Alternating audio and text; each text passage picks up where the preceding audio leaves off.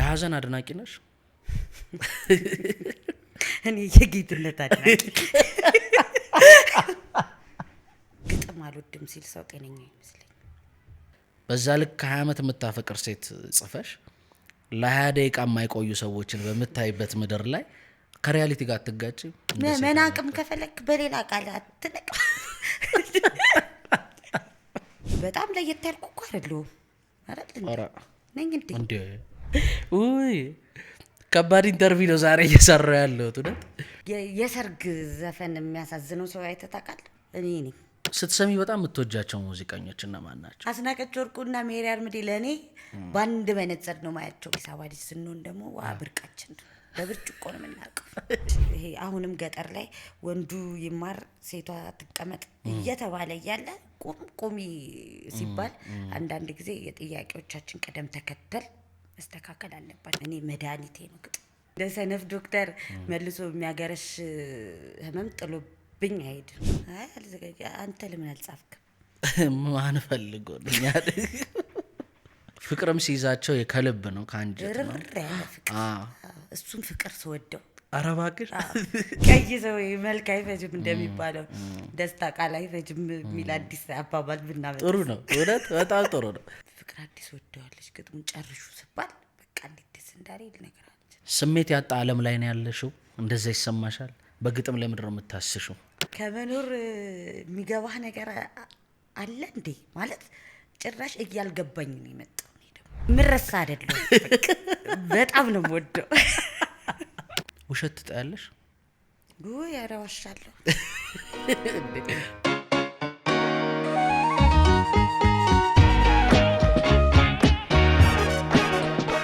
ዛሬን ከኤልያስ ጋር ጀምረናል።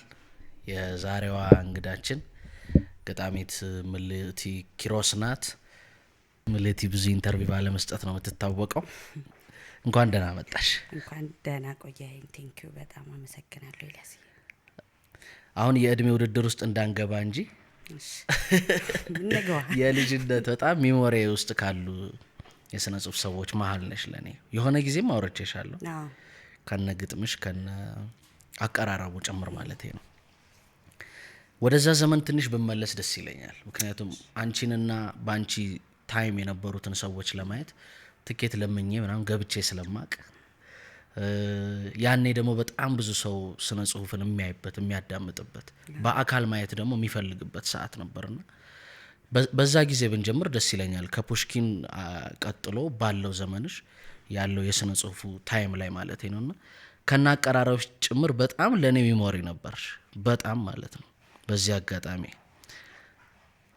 ምልቲ መድረክ እንደዛ መቻሏ ስነ ጽሁፍን ከመድረክ ጋር እንደዛ ኮምፖዝ ለማድረግ ያውም ሴቶች በዛ ጊዜ ብዙ በማይመጡበት ታይም ላይ እንደዛ መሆኑ ከየት አመጣሽው በሚል በጀምር ደስ ይለኛል። ሚሞሪ ስለሆንሽ ማለት ነው። እሺ ያው ቴንኪው በጣም አመሰግናለሁ። እኔ እንደዚህ እንደምታስበኝ አላውቅም። በጣም አመሰግናለሁ። ልክ ነህ ማለት በዛ ጊዜ በጣም ይሄ ግጥም ቀጥ ተብሎ የሚነበብበት ጊዜ ነውና የሆነ ግጥም ማንበብም የሆነ ስነ ስርዓት ያስፈልገዋል ተብሎ የሚታሰብበት ጊዜ ነበር። ከዛ አንደኛ ሙዚቃ አለ። ያው ከሙዚቃ ጋር ተዋህዶ መነበብ ከጀመረበት ጊዜ አንስቶ ነው እኔ ወደ መድረክ የመጣሁት። ቀጥሎ ምን ሆናለሁ መሰለህ እኔ መድረክ ያንን አቀራረብ ከየት አመጣሽው ካልከኝ ወደ መድረክ ለመግባት ሁል ጊዜ በየቀኑ ልቤ ልትወጣ ነው የምትደርሰው። ሁል ጊዜ ማንንም ሰው አያምነኝም ይሄን ስናገር። ፍርሃት ነው? አዎ እሺ። በጣም ነው የምጨነቀው። ኡፍ ምናምን ስል የምርሽ ምናምን ይለኛል ሰው። የምሬን ነው እኔ በጣም ነው የምጨነቀውና የምርሽ ነው የሚሉኝ በኋላ ገብቼ እንዴት እንደምሆን ስለሚያውቁ። ከዛ እኔ ግን የእውነት ፍርሃት ነው የነበረኝ። በቃ የእውነት ጭንቀት ማለት አንዳንድ ጊዜ ቀስ ብዬ ልሂድ እንዴ ምናምን ሁሉ እስኪያሰኘኝ ድረስ ፍርሃቱ ከገባው በኋላ በፍጹም ተመልካች ላይ ጭራሽ ቀጥሎ ግጥሜ ውስጥ እገባለሁ። ኦኬ ኮምፕሊትሊ ነው የምገባው። መጮህ ካለብኝ ጮሃለሁ፣ ማልቀስ ካለብኝ አለቅሳለሁ፣ መሳቅ ካለብኝ ስቃለሁ። ልክ ስጨርስ ነው እንደገና አመሰግናለሁ ስል እንደገና ወደ ሽኩርምሚቴ እመለሳለሁ እንጂ ኮምፕሊትሊ ይሄ የእብደት የሚመስል ሳይሆን ለመተወንም አልጥርም። ግጥሙን ለማንበብ ነው የምጥረው፣ ግጥሙ ውስጥ ለመቆየት። እሱን አሁን ከአንቺ በፊት እንደዛ ፐርፎርም የሚያደርግ ሰው አይተሽ ማታቂ ከሆነ አንቺ ኬት አመጣሽው?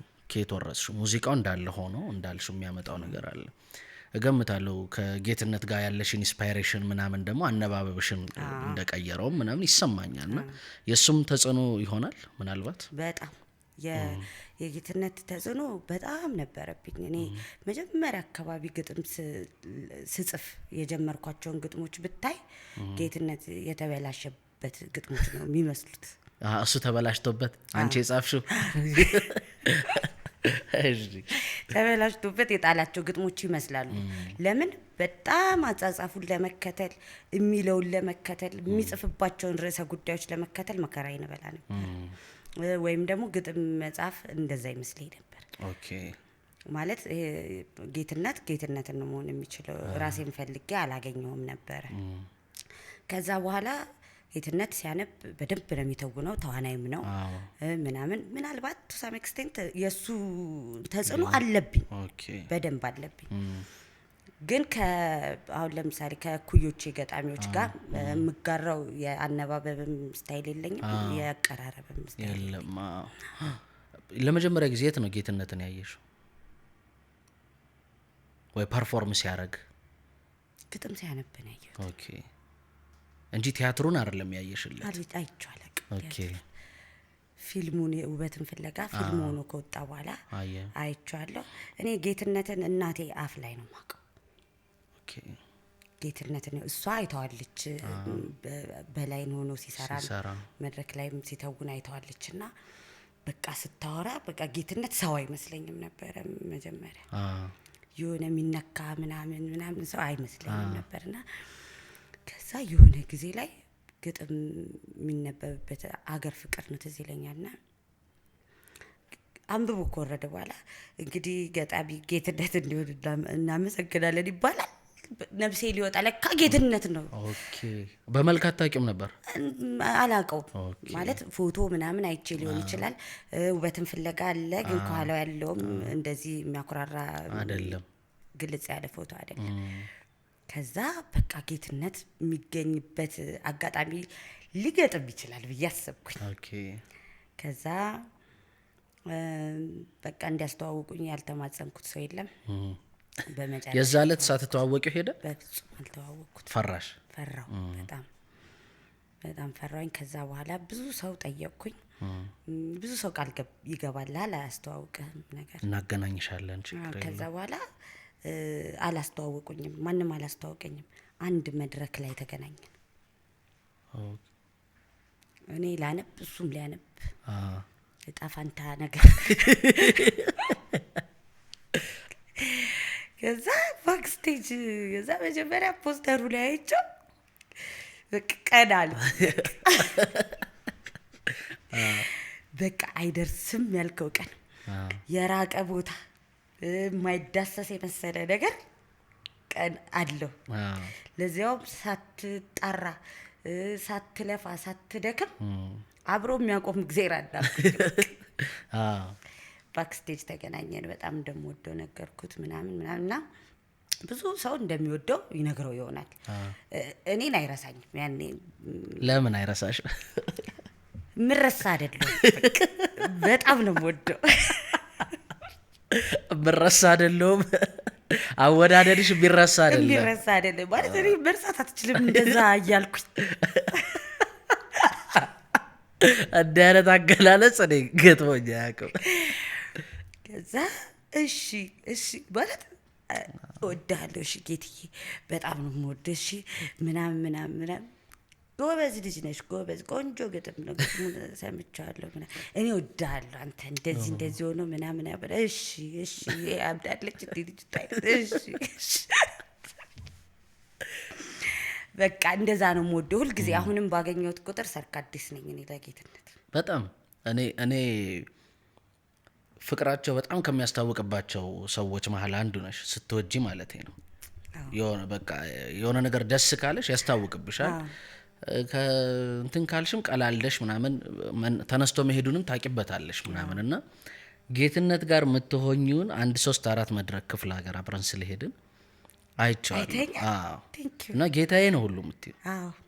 ጌታዬ እንዴት ነህ ኤርፖርት ስንገባ የምትሆኝለት ነገር ምናምን በጣም ነው የሚያስታውቀው። እና እሱ ራሱ አክቹሊ ጌትነት እንዴት ነው አባት ስትራክቸር ያለው ሰው ነው። በቃ የሆነ ማንንም ቢያገኝ የሆነ ማስተር ማይንዱ እሱ ነው። ከግሩፕ መሀል እኩዮቹም ይሁን ታላላቆቹም ከሽማግሌዎችም ጋር አግኝቼው አውቃለሁ። ማስተር ማይንድ እሱ ነው። በጣም የሆነ የተለየ ካራክተር ያለው ሰው ነው። በጣም ኦነስቲነቱም የሚገርም ነው ምናምንና ፍቅርሽን አይቼብሻለሁ። በጣም ነው የምትወጂው። አይ እሱም ደጋግቦ ያውቃል። በቃ ያይሻል ምናምን እንደ ልጅም ነው ደግሞ ማንንም ትሪት የሚያደርግ ያይኛል። ደግሞ አይታየዋል አይደል ማለት ነገር አስተያየት ነው ሚያይ። እቺ ልጅ አንድ ቀን እኔ እፈራዋለሁ ፍቅሬን፣ ደሱ ያለኝን ፍቅር ስለምፈራው ፍቅሬን ቶሎ ቶሎ አላገኘውም። ኦኬ ለሱ ያለሽን መውደድ ነው የምትፈሪው? ኦኬ ራሴ ጭንቅ ስለሚለኝ እንትኑን ኤክሳይትመንቱንም አልችለውም። በቃ ኢነርጂውን አልችለውም በጣም። ስለዚህ ቶሎ ቶሎ አላገኘውም። በጣም ነው የምወደው ግን ከዛ የእሱን ግጥሞች አየሽ፣ ሲጽፍም ሲያነብም አይተሹ ታውቂያለሽ ምናምን። ፐርፎርማንሱ ግን ከሱም ወጣ ብሎ ደግሞ አሁን የአንቺ ሴትነቱ አለ፣ እንደገና መድረክ አቀራረብ ከዛ በፊት በጣም ስርዓት ያለው ኦርደር የያዘ ምናልባትም በቃ ማይክ ተይዞ ቀርበው እናመሰግናለን ተብሎ የሚወረድ ምናምን ነገር ነው። ወደ ፐርፎርማንሱ ምናምን ስመጪ እኔ ቲያትርም የተማርሽ ሁሉ መስሎኝ ነበር። ለካ ሰማ ጭራሽ በተቃራኒው ህግ ነው ለካ የተማርሽው። ቲያትር ተምረሻል ምናምን ይለኛል ብዙ ሰው። ምናልባት ግን እኔ ትወና ሞክሬም አላውቅም። ብሞክርም ይሳካልኛል ብዬ ከማስባቸው ሙያዎች አይደለም። ለምን እኔ እንጃ ወደ አይምሮዬ መጥቶ አያውቅም። ግጥሙንም ሳነብ ተውናለሁ ብዬ አስቤ አይደለም። ኦኬ ግጥሙ እንደሚፈልገው እሆንለታለሁ ብል ይሻለኛል። ኦኬ እና ደግሞ የጻፍኩበትን ስሜት ታገኘዋለሽ፣ በትክክል ለማስተጋባት ሞክራለሁ። ለሰው እንዴት እንደተጻፈ ማለት ምን ገጥሞኝ እንደተጻፈ በድምጼም ለማገዝ ሞክራለሁ። ሌላ አሁን ድምጽ ስታነሽ በጣም ድምጽሽ ዩኒክ እንደሆነ ታውቂያለሽ። ይለኛል። በጣም የተለየ ድምጽ ነው። ፐርፎርም ስታረጊ ብቻ አይደለም እንዲህ ስታወሪም በስልክም በምንም በጣም የተለየ ድምጽ ነው። እሱ ያገዘሽ ይመስልሻል? አንድም ለውበቱ ለምኑ ይመስለኛል አይደለም? ይመስለኛል። እኔ ሲዲም ያሳተምኩበት ምክንያት እሱ ነው ከመጽሐፍ ይልቅ። ለምን አንቺ ስታነቢው ነው ደስ የሚለን ምናምን ይለኛል ሰው። ስለዚህ ብዙ ሰው እንደዛ ስለሚለኝ ወይ አንዳንድ ሰው ደግሞ ግጥሜንም አይሰማኝም። አንዳንድ ሰው ግጥም አድናቂ መስሎ መጣ ድምጽሽ እኮ ምናምን ይላል። የሆነ ግጥሙን እንዳልሰማው የሚገባ ሰው የለም። በቃ ድምጹ ሻካራ ድምጽ ይወደዳል እዚህ ሀገር እኮ። እኔም ስሰማ ደስ ይለኛል። ኧረ እንደ አንቺ የሚመስል ሰምተሽ ታውቂያለሽ? አይ አላውቅም። ዩኒክ ነኝ። አይ ጎርናና ይሆናል እንጂ ሻካራ አይደለም።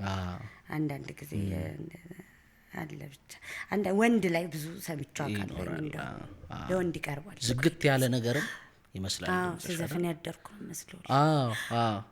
ነበር እንዲሆነ ኧረ ከባንድ ጋር አልዘፍንም። ምልትዬ እንትን በጣም በቃ በጣም ከሚገርሙኝ ነገሮች መሀል ሲዲሽ ሲመረቅ ተማሪ ነበርኩ እኔ እና ፐርፎርም ታደርጋለች ተብሎ አንቺ በቃ ሲዲ ያው የሚያስመርቅ ሰው ብዙ የሚያቀርበው እሱ አይደለም፣ የሚያስመርቀው ባለቤቱ እሱ ስለሆነ እና ሸበሌ ነበር እና የሆነ ሰዓት ጥቁር በጥቁር ለብሰሽ ወጣሽ። ብርጭቆ ጠረጴዛ ምናምን ተዘጋጀ፣ የሆነች ነገር። ከዛ 20 ዓመት ሙሉ የሆነን ሰው የምትጠብቅ ሴት ካራክተር ነች ግጥሟ እና ብርጭቆም እንዳለ ነው ምኑም እንዳለ ነው አይነት ሆነ ግጥሞ። እንዴ በማላውቀው በአምባሊ ላይ ሞከረ። ፐርፎርማንሱ በጣም ለጉድ ነበር። የምርህና ስላሴ በጣም የሚገርም ነበር። በጣም ማለት ነው። ያ አይምሮ ውስጥ በጣም ቀረ። ከዛ ጥቁር መልአክ አለኝ ስቲል በደንብ ያሉኝን ነው የምነግርሽ። ከዛ ያው የሁሉም ማስተርፒስ አራምሳለ በቃ ሁልጊዜ ሰው አንቺን ባገኘ ቁጥር ኢሜጁስ ሊሆን ይችላል። ያን ፐርፎርማንስ ቀን ግን መቼም አረሳውም። የሲዲ ምርቃት ቀን እንደፈለግሽ ይመስለኛል ፐርፎርም የሚያረግሽው ቢኮዝ የአንቺ ቀን ስለሆነ ሙሽራዋም ስለሆንሽ እንደፈለግሽ ተመችቶሻል። ሌሎቹ መድረኮች ጀስት 1-2 ግጥም አቅርቦ ማውረድ ነው። እዚህ ጋር ግን በደንብ የተጠና ነገር የነበሩት ክላሲክ ሰዎች፣ ለምድር ለሰማይ የከበዱ የስነ ጽሁፍ ሰዎች ጢም ብሎ ወንበር ሞልቶ ሸበሌ ማለት ነው። ሸበሌ ያ ቀን እንዴት ነበር? በጣም መወደው ቀን ነበር ለእኔ ማለት ነው። በግጥም ቀኖቼ ውስጥ ሚሞሪ ከነበሩት አንዱ ነው። እና እንዴት ነበር ያ ዝግጅት? ሲዲሽ ከዛ በኋላ ቅድም ነገርሽኝ 10,000 ደርሷል። ሄሊኮፕተር ያስገዛ ነበር በወቅቱ ነበረ። ተሸወድኩ አለመግዛት። እንዴት ሰራሽ ያን ሲዲ? አረ ግን ከዚህ ሁሉ ለምንድን ነው ያልነገርከኝ? እንደዚህ እንደሆነ ሚሞሪ የምታደርገኝ? አይ ያው ይሉኝታውም አለ። ለፍትደብቀኝ ፍቅሬ ደፈረዋል። ያን ቀን በቃ እኔ እንግዲህ እኔ ደግሞ እንዴት በተለየ መንገድ ላስታውሰው እንደምችል መቼስ ትገምታለህ። በጣም የምጠብቀው ቀን ነበረ። በጣም ብዙ ጓደኞቼ ብዙ ድካም ደክመዋል ለዛ ዝግጅት። ሰዓሊዎች ሁሉ ነበሩ። አዎ ሰዓሊዎቹ ደግሞ አይተህ ከሆነ ሸበሌን መድረኩን አዙራት ነበር። ወደ ሽንት ቤቱ ነው ወደ እንትኑ መሄጃው ግድግዳው ወደዛ ሆነ። ግማሽ ክብ እንደዚህ እንዲቀመጥ አድርገው ነበረ። እንግዲህ ከአንድ ሳምንት ሲቀረው ጀምሮ ሰዓሊዎቹ እዛ ናቸው። ሲቆረጥ ሲሰፋ መድረኩ በቃ ይሄንን እያደረጉ ነበረ። ሌሎች ገጣሚዎቹ ደግሞ እነ ሰለሞን ሳለ፣ ኤፍሬም ስዩም፣ ደምሰው መርሻ፣ ፍሬዘር አድማሱ ምናምን ስለ መድረኩ ይዘት በጣም በቃ ቁጭ ተብሎ ስብሰባ ነበረ በየቀኑ። እንዴት እናድርግ፣ እንዴት ይሁን፣ በዚህ ወጥቶ በዚህ ወርዶ እየተባለ። ስለዚህ ምን ማለት ሁሉም መጽሐፍ ያስመርቃል፣ ግን አንድ መጽሐፍ ወይም ሲዲ ልታስመርቅ ስትመጣ አንድ ነገር አድ ብታደርግ ጥሩ ነው። የተለየም ስሜት ይሰጣል ለእኔም ለተመልካቹ። ከዛ ምንድነው መንታ ፀሐይን ፐርፎርም ለምን አናደርገው ምናምን ተባለ። መንታ ፀሐይ ባየኸው መንገድ ፐርፎርም ተደረገ ማለት ነው። መንታ ፀሐይ ስቀዳውም ሲዲውን ሰምተው ከሆነ 3-4 ጊዜ ነው የተቀዳው። ማላቃት ልጅ እያስለቀሰችኝ ተቸግሬ ማለት ደርሶብኝ አይደለም ምናምን፣ ግን ግጥሙ እንትን ይለኛል በጣም እኔም ይፈታተነኛል። ወደ ምርቃቱ ቀን ስመለስልህ ቅድም ያወራነው ጌትነት አይመርቅልኝ መሰለህ? አይተኸዋል እንግዲህ በቃ እኔ ምንም ሄሊኮፕተሩ ምንም በቃ ጌትነት ሆነ ሄሊኮፕተሩ። እናቴም በጣም ተወደው ነበረ። በቃ ትልቅ ስኬት ነበር ለእኔ ይሄ ጉዳይ። እናቴን እና ጌትነትን መድረክ ላይ አቆሙ። የዛ ቀን ተገናኙ። መድረክ ላይ ቆሞ ሲዴን መረቁልኝ። ከዚህ በኋላ እኔ ንግስት ነሽ ብባል ጠቅላይ ሚኒስትር ነሽ ብባል ምናምን እንደዛን ቀን ሊያስደስተኝ አይችልም። እና በጣም የደስታዬ ቀን ነበረ። በዛ ላይ ደግሞ ትዝ ካለህ ጠቅላይ ሚኒስትር ዶክተር አብይ ወደ ስልጣን የመጡበት ጊዜ ነበረ እና ብዙ ኢንተርቪዎች ነበሩ እና ኢቲቪ፣ ፋና ምናምን ተጠርተዋል። እንዳለ ቤተ መንግስት ናቸው።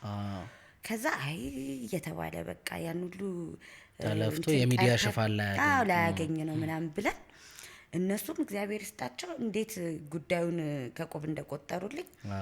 ከዛ ልክ መግለጫውን ሲጨርሱ እየሮጡ መጡልኝ ምናምን ሁሉ ምናምን እግዚአብሔር ይስጣቸው በጣም አሁንም ደግሜ ያመሰግናቸዋለሁ። በብዙ ሰዎች ጥረት ተሳካ እንጂ እኔ በራሴ ግጥሙን ከመጻፍ ውጭ ያደረኩት ነገር አንዱ በጣም ደስ የሚለኝ የእናንተ ግሩፕ ውስጥ የነበረው ነገር የሁሉም ሰው መጽሐፍ ነው የሚመስለው የሚመረቀው። አንዱ ለአንዱ የሚሆነው ኮሚትመንት እነ ዮሐንስ አብተማረ እነ ጆዬ ሳይቀር ምናምን በቃ የምር ነው አንዱ ለአንዱ የሆነ ነገር የሚደራረገው። ያ ነገር ደስ ይለኝ ነበር በወቅቱ። ከዛ በላይ ግጥሙ አሁንም ድረስ አእምሮዬ ላይ ያለና በዛ ልክ ዳርክነስ ውስጥ እንዴት ገባሽ? ማታቂያት ካራክተር ነች እንዳልሽኝና 20 ዓመት ሙሉ የምትጠብቅ ሰው ምናምን በዛ ውስጥ ዳርክነሱ እንዴት መጣ? አንድ ኢንተርቪሽም ላይ አመንሽ ወይ ደግሞ በገደም ዳሜ ይሆናል ምናልባት ብዙ ግጥሞች ዳርክ ናቸው ወደሚል እንትን ሄድሽና የሀዘን አድናቂ ነሽ? እኔ የጌትነት አድናቂ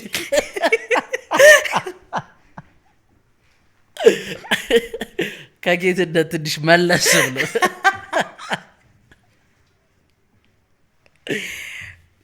ሀዘን እኮ አይደነቅም። ታሳድጀዋለሽ? አይ እንትን ዘንበል እላለሁ። እያመነች መጣች።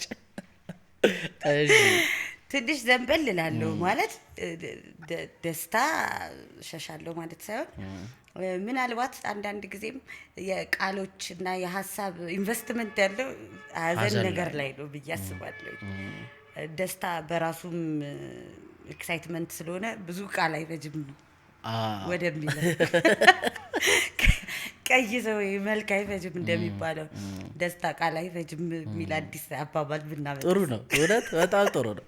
ደስታ ቃል አይፈጅም። ለአሁን ነው ለእድሜሽ ለሁሌ ነው እድሜሽ ልክ በዚህ ፍልስፍና? አይ ብቻ ልክ ነህ በጣም እንጂ አሁን የግጥሙንም መነሻ ብናየው እዚህ የሚያደርስ ነገር አልነበረው። በጣም ከዘፈን ላይ የተነሳ ግጥም ነው። ጆሊን የሚል እንግሊዘኛ ዘፈን የዶሊ ፓርተን ዘፈን ተይልኝ እኔ ካንቺ በላይ ወደዋለሁ ምናምን የሚባባሉ ሁለት ሴቶች ናቸው። እሱ አንድም ሴት ለሴት የዘፈነችው ዘፈን ነው። አንድ ሰው ወደው ተይልኝ ነው። አዎ ተይልኝ የምትላት ደግሞ አንቺ ከኔ በላይ ቆንጆ ስለሆንሽ ማንም እንትን እምቢ አይልሽም፣ ሌላ የማግኘት እድል አለሽ። እኔ ግን ተይልኝ ምናምን ስትል ገረመኝ በጣም። ከልጅነታችን እኮ የምናውቀው ዘፈን ነው፣ ግን ሰምቼው አላውቅም። የሆነ ቀን ሰው እየጠበቅኩ ቁጭ ብዬ እንደዚህ ነው የምትለች ሴትዮ ምናምን ብዬ እንደገና ገብቼ ሊሪክሱን አውርቼ ምናምን ሳየው እንዴ ይሄማ አጀብ ነው ምናምን ብዬ እሱን ሀሳብ እንትን እየተንከባለለ እውነትም አዘነብላለሁ ምስለኝ ወደ ሀዘን እንደዚህ አይነት ጭልጥ ያለ ለቅሶ ወጣ። በስመ አብ ገርማ እኔ የዛ ዕለት በቃ ሊትራል ለቅሶ ነበር የሚመስለው አቀራረቡ። ደግሞ አቀራረቡም ትንሽ ጭልምልም ተደረገ። ላይት ምናምን ጠፋፋ፣ አንቺ ቀረሽ ጥቁር ለብሰሽ እዛ ላይ እዚህ ግጥም ላይ እንደገና ጥቁር እንደገና ግን እኔ ሳቅሽ የሳቅ ሰው ነሽ። በጣም ነው ጨዋታ የምትወጂው። ስልክ ሁሉ ስንደዋወል ምናምን ብቻ የሆነ በአንድ ደቂቃ 3 ቀልድ ያለሽ ሰው ነሽ ምናምን ተጫውተሽ እጥፍ ምናምን እንደዛ ነው የማውቀውና ስትጽፊ ሌላ ሰው ትሆኛለሽ እንዴ? አልሆንም። ግን አሁን ለምሳሌ በጣም ይሄ እንትን አንዳንድ ጊዜ ሳይኮሎጂስቶች ምናምን ሲያወሩ በጣም ሲስቅ የሚውል ሰው እንትን ተጠራጠሩ ይባላል። ሲያለቅስ ሊያድር ይችላል። ገባ በቃ አንደኛስ ምን ለመደበቅ ነው የሚስቀው ብሎ መጠየቅም ያስፈልጋል። በእርግጥ የምደብቀው ነገር ባይኖረኝም በጣም ነው ሳቅ የምወደው። ሳቅ ያለበት አካባቢ ሄዶ ለመዋል በጣም እፈልጋለሁ። እኔም ስገለፍጥ ነው ሙሉ ቀኑን ሙሉ ስጽፍ ኮምፕሊትሊ የተለየ ስብዕና ነው ያለኝ። ግን ምንድን ነው መሰለ ሳቄ የስጋ ነው ብዬ አስባለሁ። ያ ነው የነፍሴ። ኧረ ስቄን ለማዝናናት የቱን እንመን? እኔ እንመን ማለት ደስ ይለኛል። ሀዘን አሁን የሰርግ ዘፈን የሚያሳዝነው ሰው አይተህ ታውቃለህ? እኔ ነኝ። የሰርግ ዘፈን ያሳዝንሻል? አሁን ቅድም እያሳደድሽ ነው ወይ ላልከኝ አሁን እያሳደድኩ ልመስል እችላለሁ። ሙሽራዬ ማግባታቸውን የሚያሳዝንሽ ዘፈኑ ያሳዝን። እውነት አንጀቴን የሚበላኝ ዘፈን ማለት የሰርግ ዘፈን። በሰርግ ዘፈን አንጀት ያሳዝን። እኔ የሚያገባው ሰው ነው የሚያሳዝነኝ። የዛ ትራፊ ውይ ከባድ ኢንተርቪው ነው ዛሬ እየሰራሁ ያለሁት። እውነት ከዚሁ ግን መውጣት የማልፈልገው አንድ ነገር አለኝ። ሀሰሳሽ ምንድን ነው? በስነ ጽሁፍ ውስጥ ምልቲ ምን እያሰሰች ነው? ምን እያፈላለገች ነው? ምንድን ነው ላይክ አሁን የሆነ ሰው የተስፋ በጣም የሆነ ነገር ሊሆን ይችላል። የሆነ ሰው የፍቅር፣ የሆነ ሰው ስለማግኘት፣ የሆነ ሰው አምላኩን፣ የሆነ ሰው እጣ ፈንታውን አይደለም በስነ ጽሁፉ ምናምን ያፈላልጋል። ጸጋዬ ሂሮ ያፈላልጋል ሲጽፍ አይደል? ግጥሞቹንም ቲያትሮቹም ምንም ጸጋዬ ቢጨመቅ ሂሮይዝም ነው ወይም ጀግና ይወዳል፣ ጀግናን መፍጠር ይፈልጋል አይነት ነገር። ምልቲ ምንድን ነው የምታፈላልገው በግጥሞቿ ውስጥ? ስሜት ነው። ብዙ ጊዜ እንግዲህ እንደ መልስ ሊያግዘኝ ስለሚችል ምን ላውራህ መሰለ፣ ብዙ ግጥሞቼ ላይ እንትና ፈገግታው ሲያምር ምናምን አሁን ይጻፋል። ፈገግታው ለጥርሱ ለምናምን ሳይሆን ለስሜቱ ነው እኔ መጻፍ የምፈልገው። ሲስቅ ምን እንደተሰማኝ እኔ የሆነ ሰው ያፈቀራት ልጅ በቃቻው ብላ ስትሄድ ዴብዙን ነው ማወቅ የምፈልገው። ምን ድረስ እንደጎዳው ከተጎዳም ምን ድረስ ማለት ምን ድረስ ነው የነካው? ያጣው ምን ድረስ ነው? ማጣትን ያጣው ምን ድረስ ነው? ከደስ ካለውስ ምን ድረስ ነው ደስ ያለው? በቃ ዴብዝ እንጨት ተሸክማ የምትሄድ ሴትዮ ብታይ መንገድ ላይ ቤቷን ነው ማሰብ የምፈልገው እንጂ ስለ እንጨቱ አይደለም። በቃ ስሜት ምን ብዬ ልንገራችሁ ብላለች ልጅቷ። ስሜትን ነው ለመፈለግ የምሞክረው። አግኝቻለሁ ብዬ አላስብም። አሁንም ደጋግሜ ትናንት የጻፍኩትን ግጥም በተሻለ ስሜት፣ በጣም ስሜታዊ ናቸው ግጥሞቼ። እኔ እንደ ማለቴ ሳይሆን ምናልባት ለምሳሌነት እንደውም ግጥሞቼ እንዲመስሉ የምፈልገው እኔ ገብረ ክርስቶስን ስሜቶች ነው። እኔ በጣም ስሜታዊ ግጥሞች ናቸው ያሉት ገብረ ክርስቶስ ደስታ። እዛ ለመድረስ ነው የምፈልገው። ስሜት ያጣ ዓለም ላይ ነው ያለሽው? እንደዛ ይሰማሻል? በግጥም ላይ ምንድን ነው የምታስሽው? ስሜቱ እኮ አለ፣ መግለጽ ነው ያልቻልነው። መግለጽ ነው ያልቻልነው እንጂ ስሜቱማ ጀስት ይሄ ሁሉም ገጣሚ ጸሐፊ አዲስ ነገር አያመጣም የሚባል የለ። ፖይንት ኦፍ ቪው ነው ያየበት መንገድ፣ የቆምክበት ቦታ፣ አስተያየትህን ምናምን የምትጽፈው። አዲስ የሚያስመስለው እሱ ነው። ስሜት ግን ተነክቷል ብዬ አላስብም። የት ድረስ አሁን አንዳንድ ጊዜ ልጅ የወለዱ እናቶችን እጠይቃለሁ ስለ ሂጂ አራስ እጠይቃለሁ ልጅ ስትወጂ ምን ተሰማሽ ብዬ አንዳቸውን መልሰውልኝ ያውቁ። ይሄንን አሁን ማወቅ አትፈልግም? እኔ እንጃ ምን ልበልሽ ምናምን ይሉሃል። በጣም ያልተማሩ የሚባሉ ሴቶችን ጠይቄያለሁ። የተማሩ የሚባሉ ሴቶችን ጠይቄያለሁ። ስነ ጽሁፍ ውስጥ ያሉ ሴቶችን ጠይቄያለሁ። እናቴን ጠይቄያታለሁ። በቅርቡ እህቴ ወልዳለች፣ እሷን ጠይቄያታለሁ። አንዳቸውም አይመልሱልህ። ለስሜቱ ቃል የላቸውም። መግለጽ አይቻልም። ይህንን ስሜት በቃል መግለጽ የመሰለ ምን አለ? ስሜቶችን በመጻፍሽ ልክ፣ ለስሜቶች በመራራትሽ ልክ፣ ስሜቶችን በማፈላለግሽ ልክ የስሜትሽን የምትኖሪ ሰው ነሽ? ይመችሻል? ይሄ ዓለሙ ምኑ እንደዛ አይነት ሰው ነሽ? ዓለሙ ይመችሻል ወይ? ማናቅብስኝ እኔ እመቸዋለሁ ለዓለሙ ይመስለኛል። ማለት ወይም ዓለሙ እንዲመቸኝ እሆንለታለሁ እንጂ በጣም ለስሜቴ ነው የምኖረው። እውነት? ምንም ነገር ሳልፈልግ አላደርግም። ለዚህ ነው ብቻዬን የምኖረው። ብዙ ጊዜ ሰው ከማን ጋር ነው የምትኖሪው ሲለኝ እንደ ነብር ብቻዬን ነው። ብቻ መሆንሽ ስሜት ሰጥቶሽ፣ እረፍት ሰጥቶሽ? ሰልፊሽ ልመስል እችላለሁ። አሁን ይሄ እንደዚህ ስል ከበሩ ሰልፊሽ ሊመስል ይችላል እና ደግሞ አይ አንቺማ ሰልፊሽ ነሽ ካሉኝ ይበሉኝ ማለት ችግር የለም ማለት ሰውንም በማይጎዳ መልኩ በጣም ለስሜቴ ተገዢ ነኝ። በጣም ስትጽፊ የምትወጂውን ያክል ወይም መግለጽ የቻልሽውን ያክል ስሜቶች ስትኖሪ መሬት ላይ ታጫዋለሽ ብዬ አስባለሁ።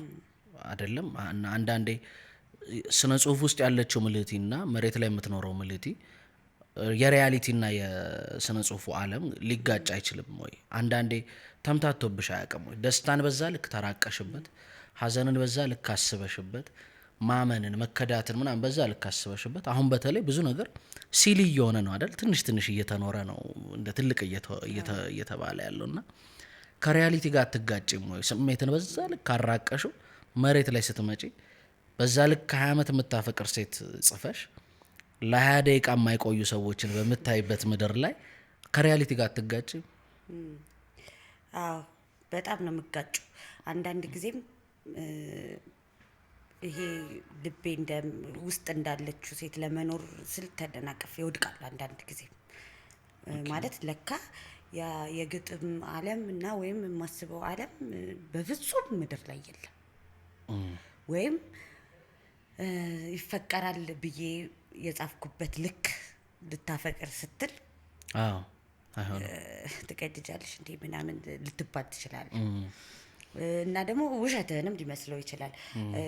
አንቺ እንደዛ ነው እንዴ ሁሉም የሚመስልሽ ምናምን፣ ለካ ሌላ አይነት አኗኗር አለ። አንዳንድ ጊዜ ከሪያሊቲው ጋር ራስን ማስታረቅ አለብህ። ግን አንዳንድ ጊዜ ደግሞ ለማስታረቅም ኮንሽስ መሆን አለብህ አይደል? ኮንሽስ ሳልሆን ስንቴ ተደፍቻለሁ ባፍጤ በጣም ማለት ይሄ እንደ ስሜቴ ለመኖር ስል ስሜቴን ጎድቼ አውቃለሁ ብዙ ጊዜ። ለምሳሌ ሪሌሽን ላይ አይሰራም። ይሄ ሪሌሽን ላይ ያለ እውነታ ሌላ ነው። ይሄ እንደ ግጥም ዓለም ሰው ላቭ በርድ ምናምን መሆን አይቻልም።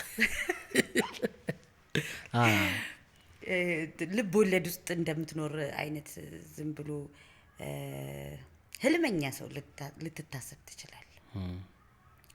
ምናልባት ያንን ለመኖር ከፈለክ ከራስህ ጋር ብቻ መሆን አለብህ። ሁለተኛ ሰው ሲመጣ ያበቃለታል። ያ ሀሳቡ ፋንሲው ነገር ሁሉ ሌላ አለቃ ይመጣበታል። ሁለተኛ አንዳንዴ የሚያስቅህ ነገር ላያስቃቸው ይችላል። የሚያስለቅስህ ነገር የሆነ ቦታ ላይ በጣም ሲሊ ነው። የሆነ ያሳዘነ ነገር እውነቷን ነው ምናምን የሚያስብል ሊሆን ይችላል ምናምን። ከዛ እናንተ እኮ ጸሐፊዎች አትገቡኝም አይነት ነገር ምንም በሰላም እየኖርክ እያለሁ እንዲህ የሚያስብል ምን መጣ እንዴት እንደዚህ እኮ ነው ያልኩት ከሌም እኮ እንደዚህ ነው የሚያስበው ምናምን ስትል እኔ እናንተ ጸሐፊዎች ምናምን። ቅርብ ጊዜ እንደዛ ብሎኛል አንድ ሰው ቤቴ መጥቶ ቴሌቪዥን የለሽም? የለኝም ቴሌቪዥን። እናንተ ጸሐፊዎች እኮ እኔ ግን ቴሌቪዥን ስላልገዛው ነው እንጂ በጸሐፊ እንደኔ ምክንያት አይደለም። ስላልገዛው ነው እኮ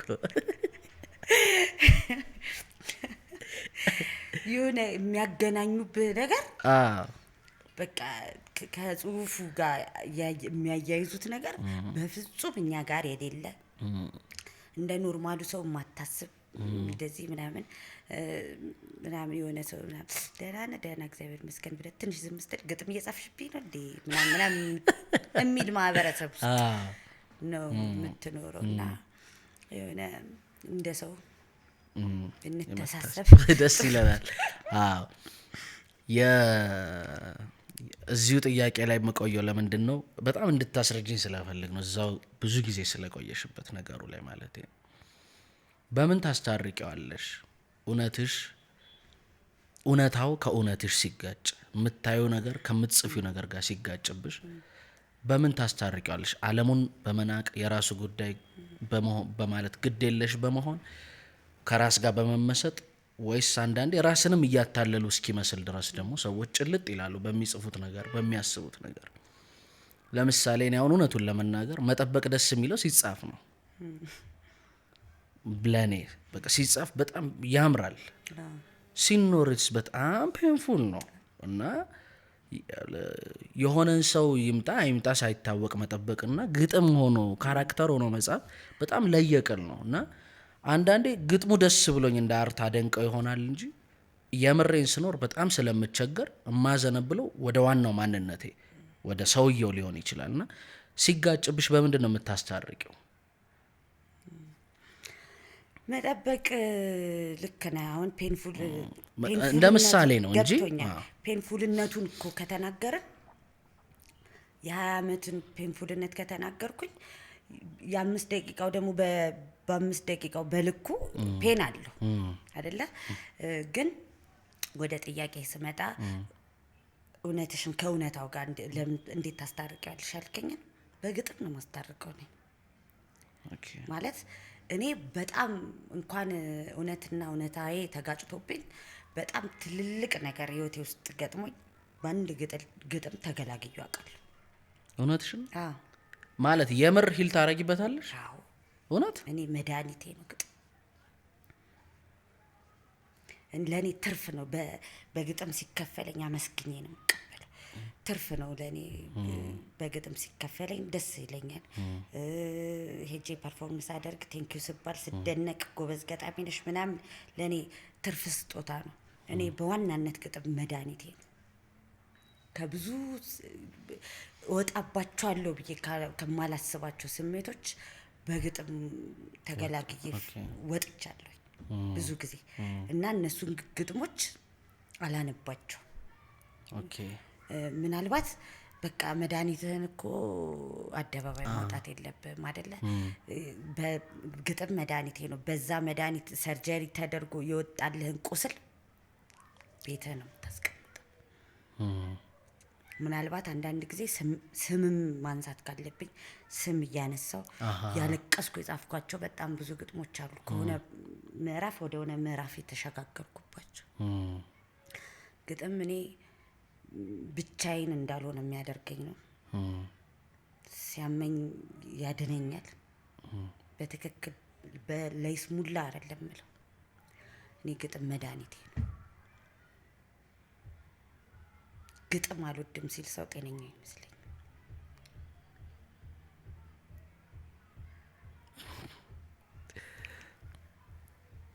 መድኃኒትሽ መልሶ ስታዩ ህመም አይሆንብሽም? ከዳንሽ ነው። የውሸት ሕክምና አለ እንዴ? እንደ ሰነፍ ዶክተር መልሶ የሚያገረሽ ህመም ጥሎብኝ አይሄድም። ኢቨን እነዛን ያሳመሙኝን ሰዎች የህመሜ መነሻ ብዬ የማስባቸው ሰዎች ጋር በሰላም ቁጭ ብዬ ማውራት ይችላሉ። ከዛ በኋላ ያንን ሂል ስላረግልሽ እውነትሽን ነው? የምሬን ነው። የሚገርም ነው። ጥቁር መልአክ አለ። አሁን አንዳንዶቹ ማለት በጣም ብዙዎቹ አሉኝ እኮ 1 6 7 የሚሆኑ ግጥሞች ናቸው ባይዘው ማስቀምጣቸው ቤቴ እንጂ አሁን ቅድም ስታነሳው ከቀረጻ በፊት ገርሞኝ ነበረ። ምንም አይደለም ብዬ አውጥቼ ያነበብኩት አንዱ የጎባጣ አሽከር ነው። አንዱ እሱ ነው። ምናልባት የተጻፈበት ምክንያት ከምን እንደወጣው ከምን እንደዳንኩ ምናምን ግጥሙ ላይ ይናገር ይችላል። እኔ አውቀዋለሁ። እኔ በስታይ የጎባጣ አሽከር ነኝ እንካ ልጅነቴን እንኳ ሰውነቴን እንካ ልጅነቴን ውሰደው ውበቴን ያንተ ነው የምለው ተገፍቶ ከመውደቅ ሸርተት ብሎ መሞት ይሻላል ብዬ ነው። እሷ ዋና እሷ ናት።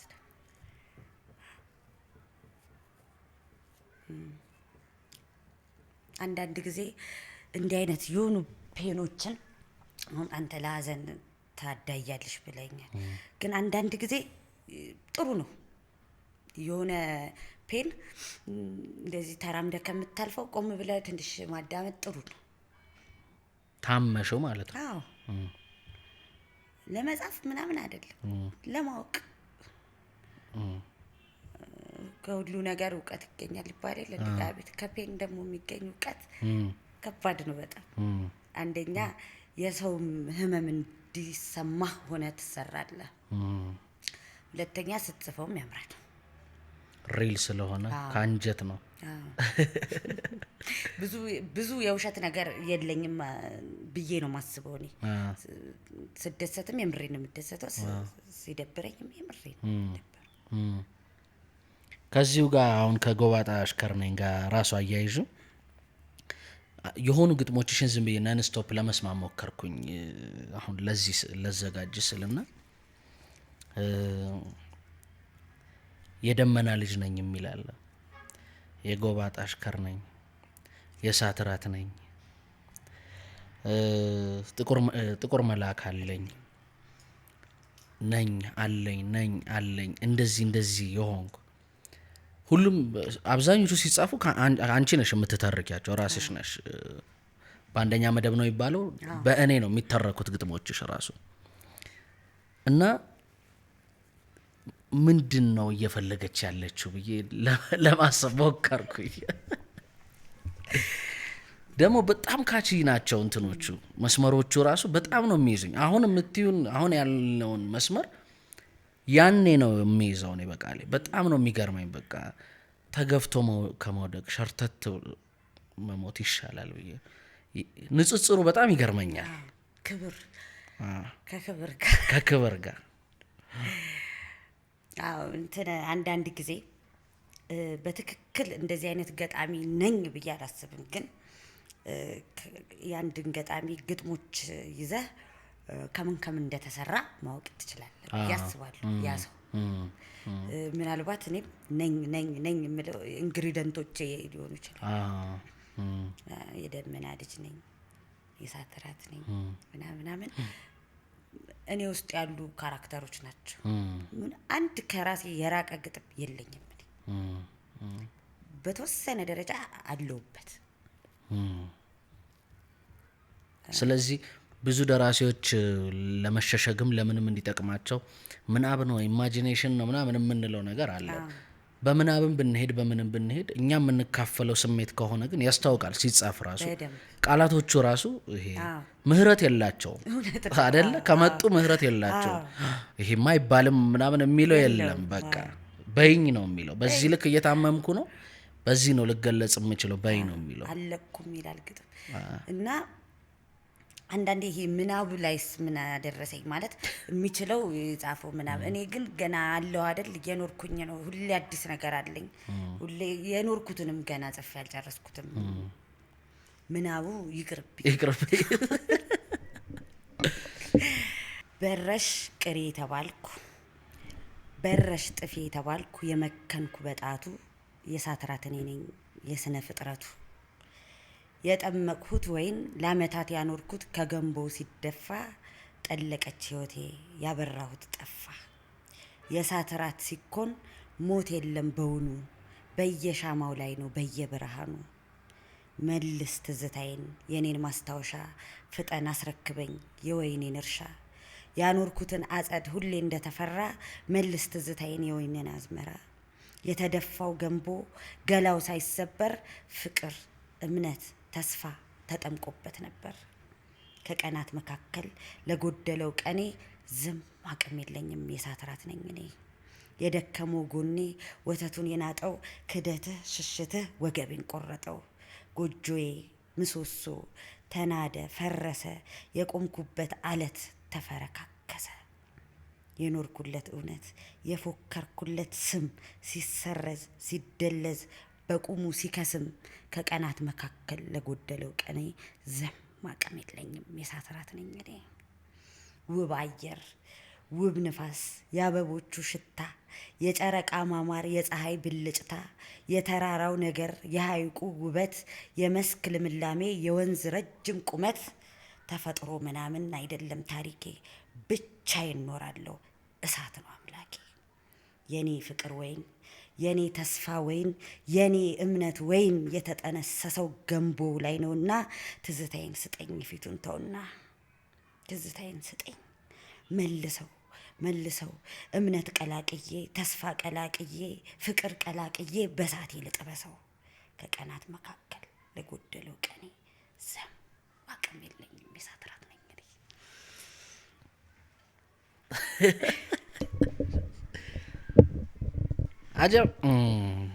አጀብ የኮተቤ ልጅ ነሽ?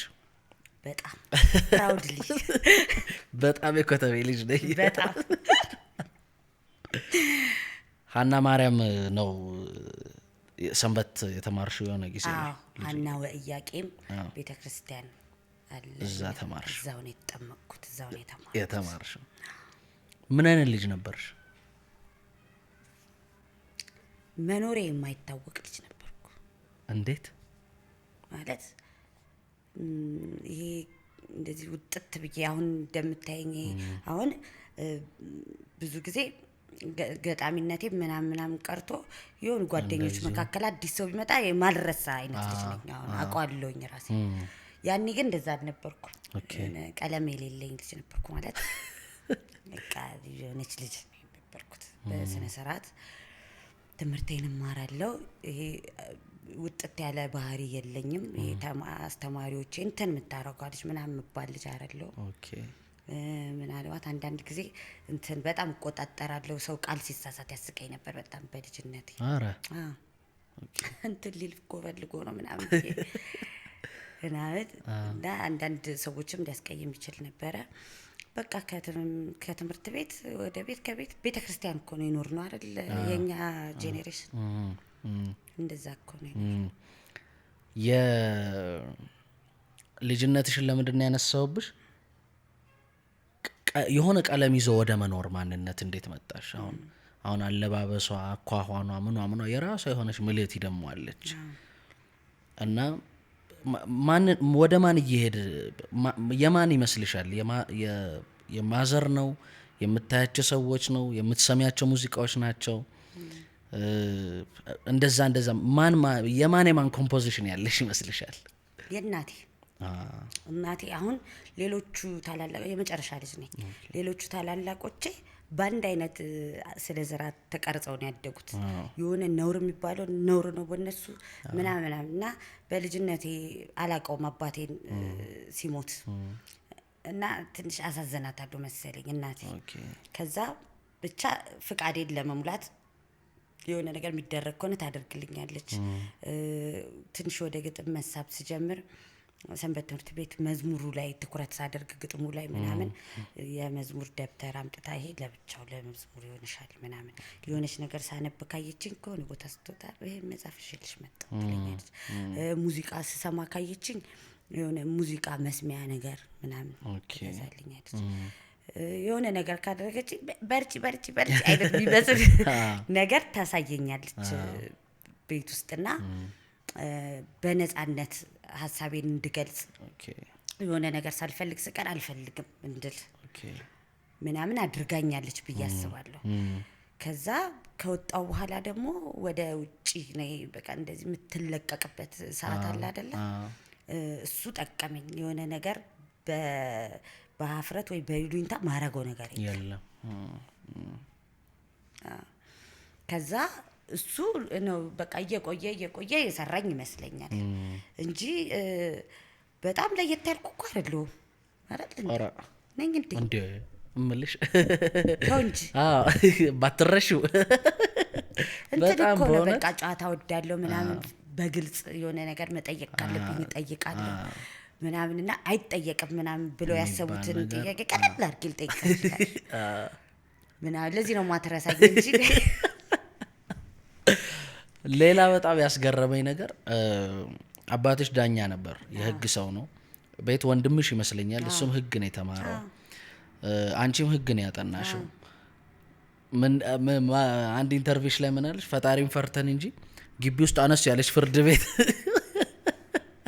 መክፈት እንችላለን፣ አነስ ያለች ፍርድ ቤት መክፈት እንችላለን። ህግ በጣም ፎርም ያለው ስራ ነው። ትምህርቱም እንደዛ ነው። ባለማረውም ስገምት ህግ መስመር ያለው ነገር ነው። ስነ ጽሁፍ መስመር አልባነት ነው። ሁለቱ እንዴት ይስማሙልሻል? አክቹሊ አልሰራሽበትም?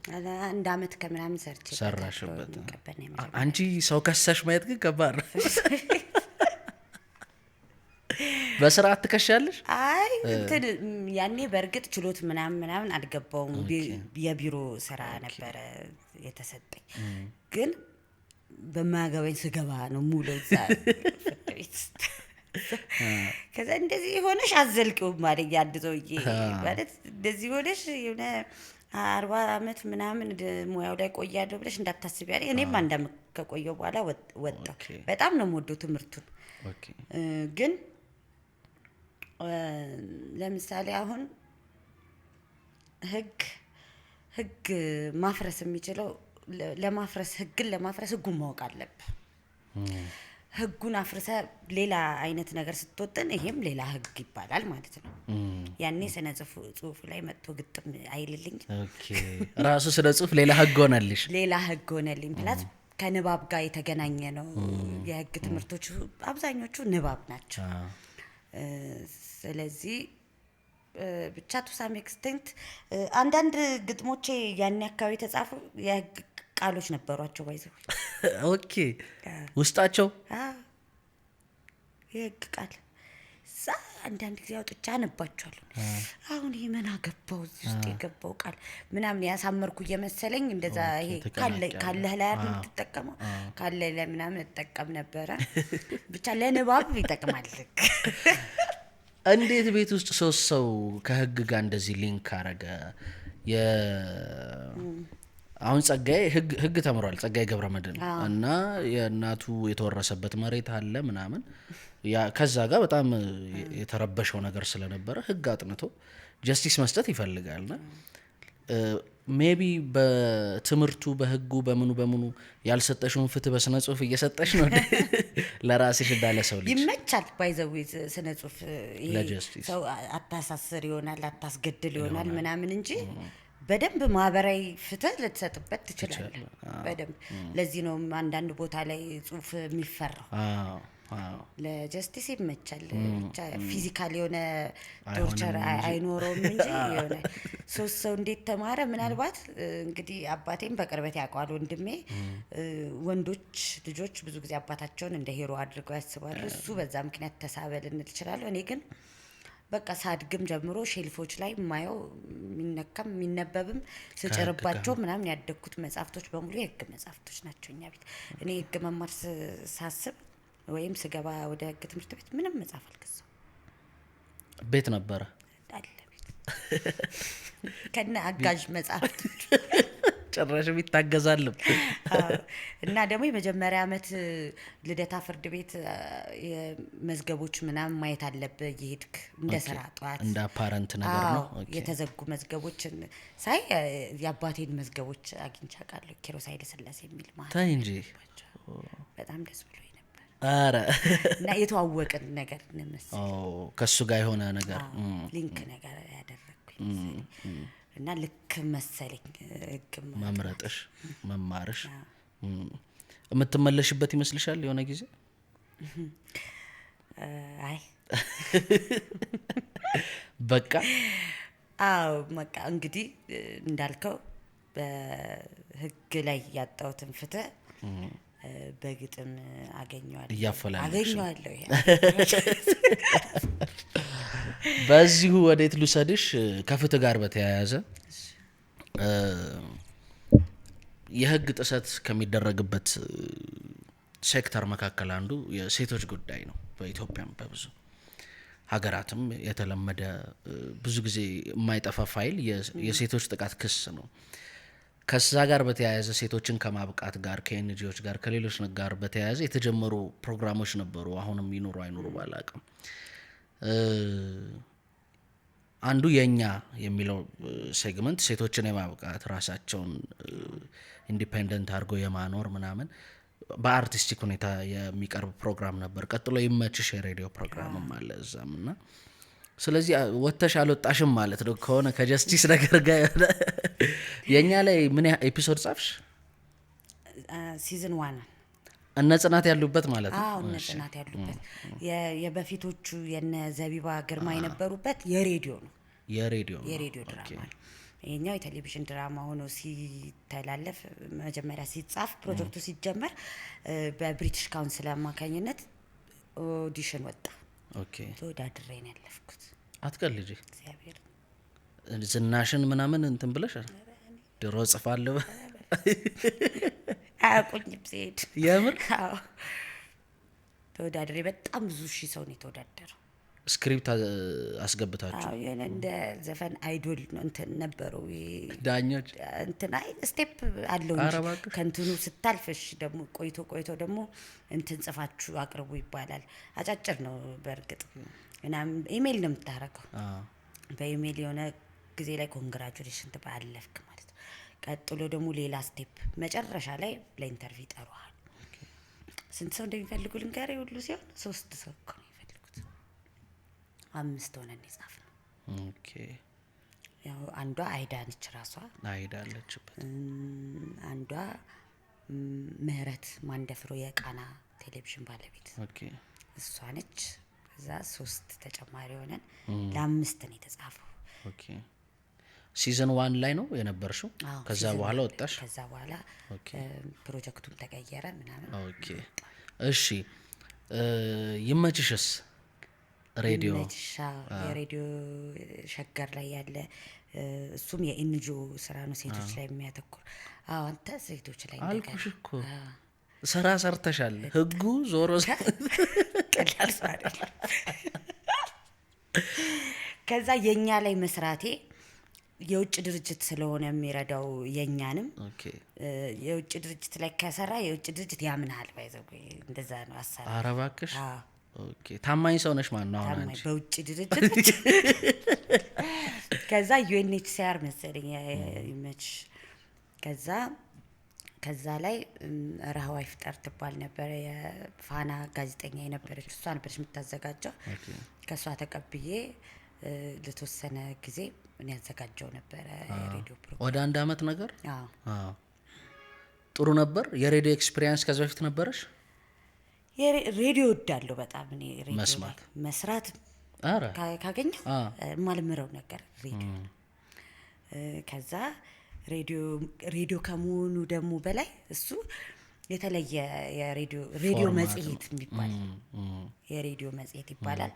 ፕሮዳክሽን ነው የምንሰራው። እንግዲህ ማክሰኞና እሁድ ነው የሚተላለፈው፣ ግን ሳምንቱ ሙሉ እዛ ስራ ላይ ነው ያለ።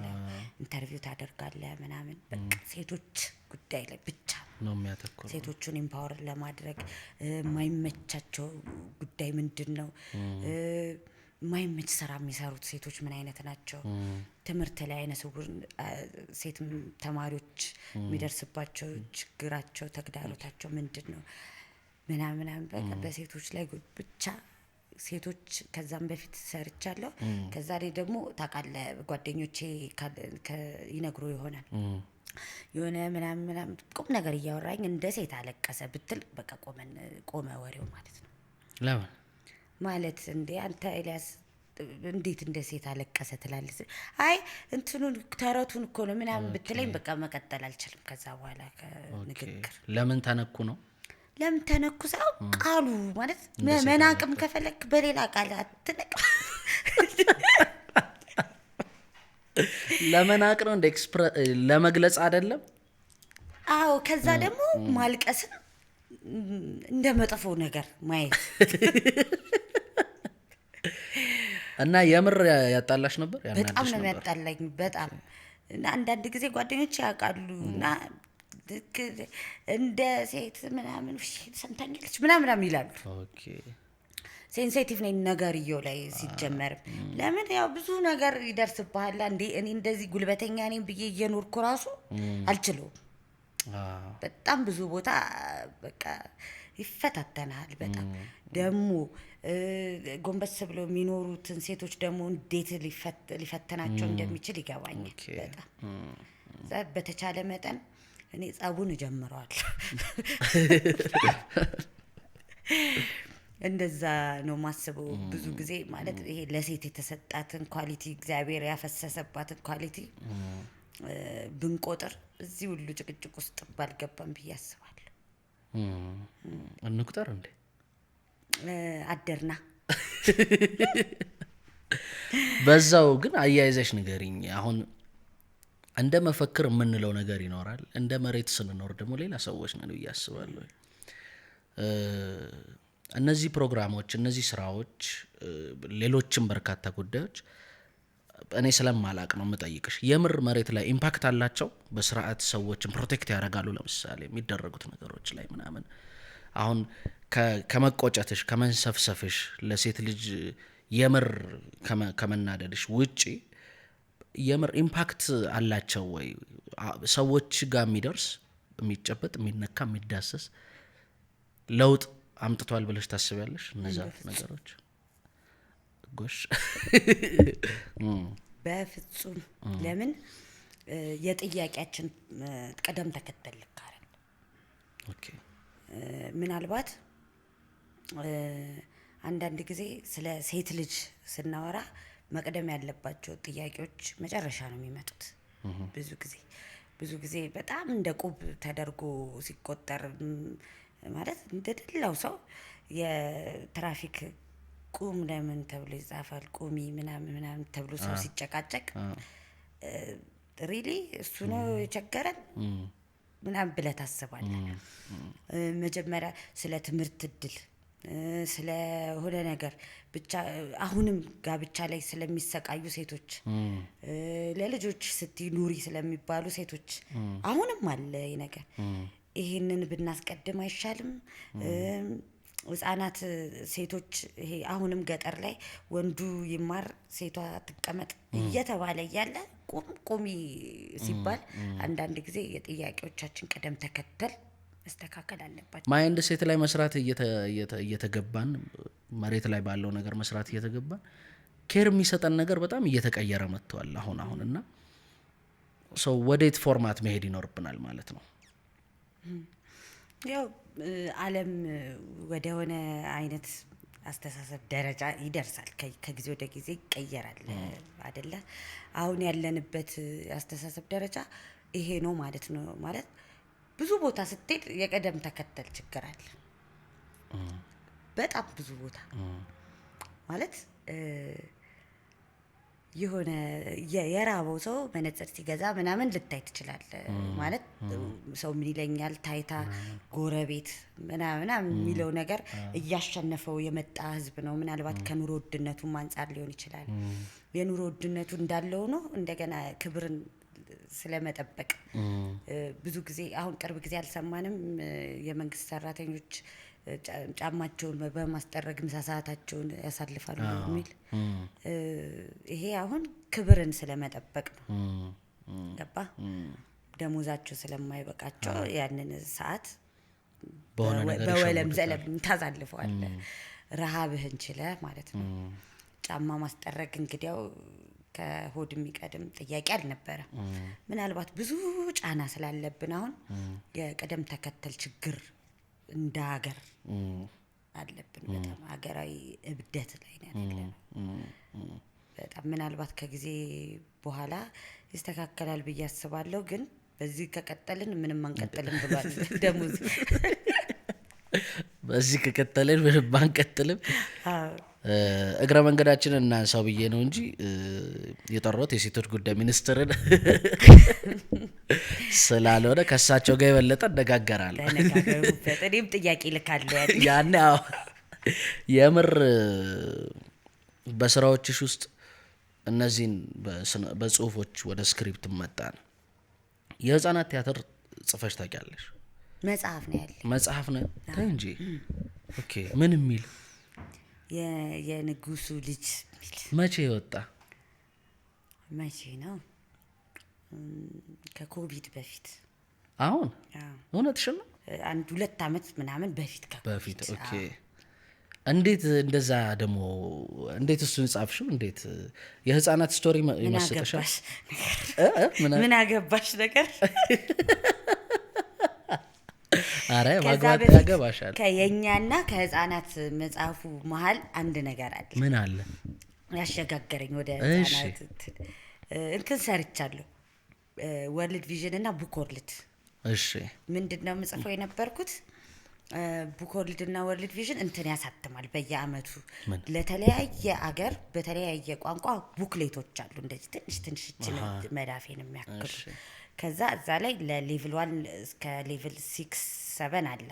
ሌቭል 1 ማለት በጣም ትንንሽ ህፃናቶች ናቸው። እዛ ላይ አንድ ፔጅ ላይ ሙሉ ስዕል ከሆነ ዓለም አቀፍ ስታንዳርድ ያለው በ21 ቃል ነው ማለቅ ያለበት እዚህ ፔጅ ላይ ያለው መሸከም ስለማይችሉ ምናምን እሱን ሰራ ነበር። ሳሊዎች ዲስክሪፕሽን ይሰጡኝና እኔ ተረቱን ጽፋለሁ ከስር ማለት ነው። እሱን ሰራ ነበረ። ልክ ኮቪድ ሲመጣ እንትን አለ። ከዛ እሱን እየሰራው ምን አሰብኩ? መጀመሪያ ያሰብኩት እንትን ነበረ ፍቅር እስከ መቃብርን ለልጆች ማዘጋጀት አራግ እሺ እንግዲህ ፍቅር እስከ መቃብር የምንኮራበት መጽሐፍ ነው። የመጀመሪያው ረጅም ልቦለዳችን ነው ምናምን እና ልጆች ትምህርት ቤት ያሉ በጣም ልጆችም ባይሆኑ 4ኛ ክፍል 5ኛ ክፍል በሚመጥናቸው መልኩ ለማዘጋጀት አሰብኩኝ። ከዛ አማከርኩኝ አንዳንድ ትልልቅ ደራሲዎችን በኋላ እንትን ወገቤን እንዳይሰብሩኝ ተነስተው ምናምን ምስል ችግር የለውም እኛ አለንልሽ ዋናው ማሰብሽ ነው አንቺ አበላሹና እስኪ ያስተካክለው ሌላ ሰው መጥቶ ምናምን ማሰብሽ ጥሩ ነው ምናምን አሉኝ።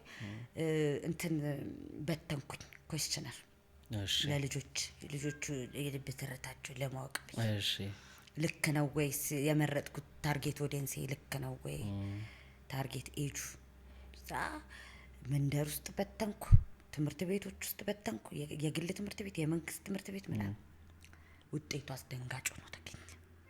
ምን ሆነ? እኔ ያሰብኩት አሁን ይሄ ታርጌት ኤጄ ከ12 አመት እስከ 15 አመት ያሉት ልጆች ናቸው ልብ ወለድ ማንበብ የሚችሉ። ሲመጣ ኩዌስቸነሩ በቃ በጣም ተስፋ ቆረጥኩኝ። የተወሰነ ጥያቄዎች ናቸው። መጽሐፍ አንብበህ ታውቃለህ? ካነበብክ ምን ፍቅር እስከ መቃብርን ታውቃለህ? ምናምን ብቻ ሲሊ ጥያቄዎች ናቸው።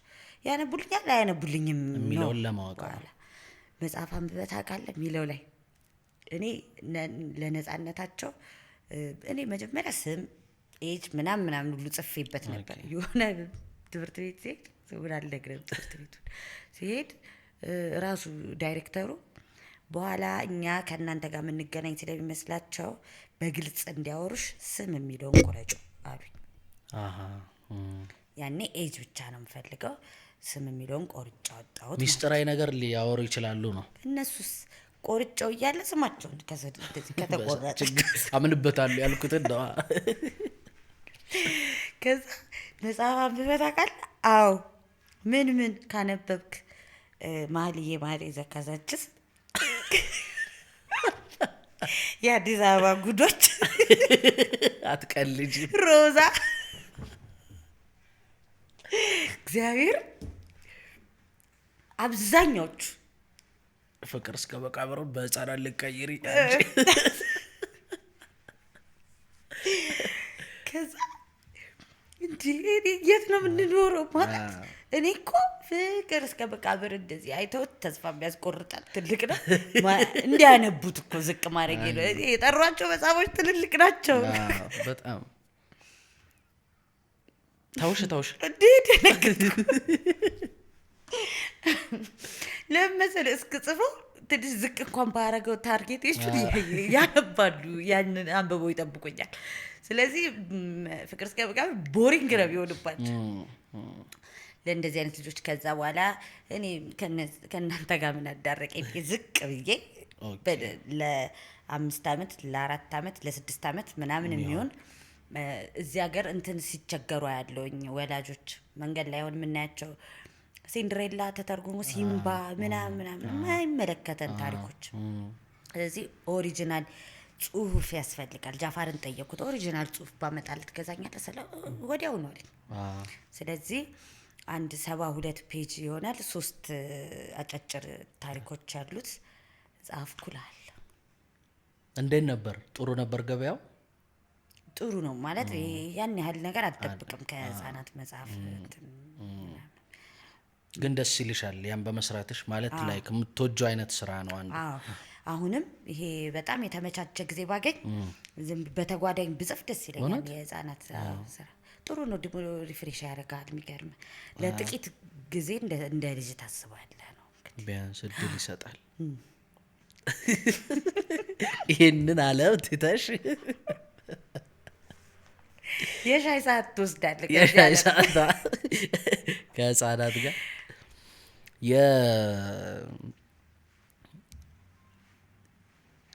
የሙዚቃ ግጥሞችሽ ጋር ብንመጣ ደግሞ ትንሽ ደስ ይለኛል። አሁን ከረንት ሊስቱ ላይ ያለሽም ይመስለኛል። ዘገየሽ የሙዚቃ ግጥም ለመጻፍ ወይስ? አይ አልዘገየ። አንተ ለምን አልጻፍክም? ማን ፈልጎኛል? አልዘገየንም እኮ እንደዛው እኮ ነው። እኔም እኮ አንደኛ ጠይቀውን አያውቁም፣ ወደኛ ሰፈር አካባቢ መጥተው አያውቁም። እነሱ እንደሚሉት ከሆነ እሺ ትሉናላችሁ ብለን ስለማናስብ ነው። ምን ትሆናላችሁ? እሺ ትላላችሁ ብለን ፈቃደኛ ትሆናላችሁ ብለን አናስብም ብለውኛል። እኔም ደግሞ በአጋጣሚ ነው የገባሁት። ማለት ሆነ ብዬ የዘፈን ግጥም ልጽፍ ምናምን አይደለም እንጂ በአይምሮዬ ውስጥ የዘፈን ግጥም ጽፋለሁ ብዬ አስቤ አላውቅም ነበር። እና በአንድ አጋጣሚ ከብስራት ሱራፌል ጋር ተገናኘንና እንዲሁ ዝም በፍሬንድሺፕ የሚመስል ነገር ከዛ እሱ አልበም እየሰራ ነበረ። የዘፈን ግጥም መስራት ጀመርኩ። ግን አንድ የተረዳሁት ነገር የዘፈን ግጥም ከምንጽፈው ግጥም ፍጹም ይለያል። እኔ ግጥም መጻፍ ስለምችል ብቻ ሄጄ ጻፍ አድርጌው የምመጣ ይመስለኝ ነበር። የተለየ መስክ ነው በጣም ግጥም መቻለ አያድንም። ምንም እንደ አዲስ ነው እንደገና የዘፋኝ ግጥም ለመሆን የዘፈን ገጣሚ ለመሆን እንደ አዲስ ነው ራሴን እንትን ያልኩት ያስተማርኩት ማለት ይችላል። እንደ አዲስ ተምሬ ነው ገጣሚ ሆንኩት። በጣም ይቸግራል። ዜማ ሊገባህ ይገባል። የቀን ሰራነቱ ይበዛል አይደለ? ከአይምሮ ስራ ይልቅ ለምን ቫውሊንግ ይሄ ዜማው ያፋከፋፈት ምናምን ሁሉ ታጠናለህ። ዘፋኙ የትኛው ቃላት ላይ ነው እንትን የሚለው የሚመቸው ምናምን። አንዳንድ ቀን እንደዚህ 1 2 3 እያልኩ ቃል እቆጥራለሁ። ዜማ ነው መጀመሪያ የሚሰራው። እዛ የተሰራው ዜማ ውስጥ ግጥም እየጠረቡ መክተት በጣም ከባድ ነው። መጀመሪያ የሰራሽው ለብስራት ነው? ለብስራት ነው መጀመሪያ የሰራሁት። አልበሙ ላይ ያልፋል ከወንደሰን ጋር ጻፋችሁት? ማለፊያ አይደል? ማለፊያ። ከዛ በቃም የሚል በቃ አገሬ መልኬ በጣም ወዶ ዘፈን ነው። ምን ይላል ይሄ የሚል ኦኬ። ከብስሬ ጋር ሰራችሁ። ከዛ ከሔዋን ጋርም አንድ ሲንግል ሰራን። ከዛ በኋላ ደግሞ በጣም ከበርካታ ዘፋኞች ጋር እየሰራሁኝ ነው አሁን። ሔዋን ደግሞ አሁን ውጭ ሀገር የታተመ ፈረንሳይ ሀገር አንድ አልበም አውጥታለች። 9ኙ ስራዬ እኔ ነው። ታይ እንጂ ለምን ኢትዮጵያ አልታተመ? ሔዋንን ጠይቃት። የፈረንጆች ፕሮጀክት ነው እንዴ? ኦኬ። ከፍለውበታል። የትም መልቀቅ ይችላል፣ መብታቸው ነው። ከዛ ቆጥበው ነው ራሱ ዩቲዩብ ላይ 4-5 ስራ እንደዛ ነው። ከሷ ጋር እንደዛ ሰርቻለሁ። አሁን ከፍቅር አዲስ ጋር የሰራሁኝ ነው።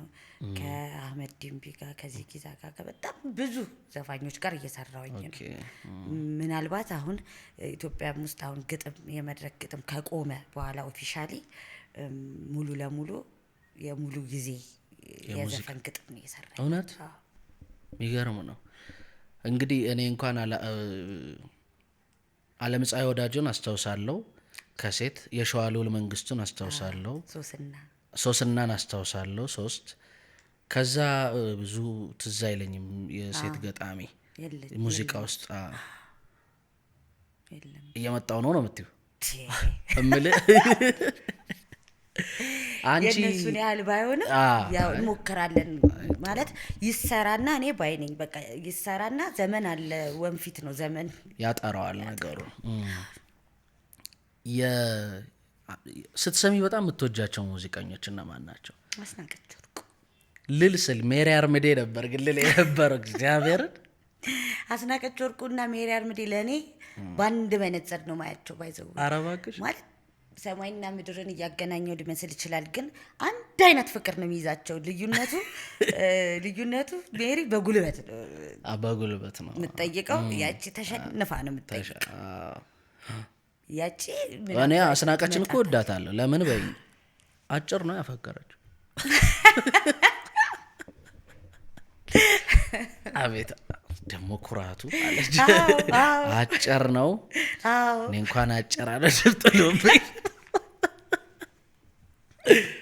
በእውነት ለእኛ ብቸኛው እኮ የራራች ሰው እኮ ነች በጣም አሁንም ባይል ይመጣ ይችላል አይ እንትንም እኮ አለ እኮ እንትን አጭር ነው ይሉታል እድሜያቸው ይጠር ኮረርም ያደለው ወጥ የሚያሰማ ማጣፍጥ ምናምን ትላል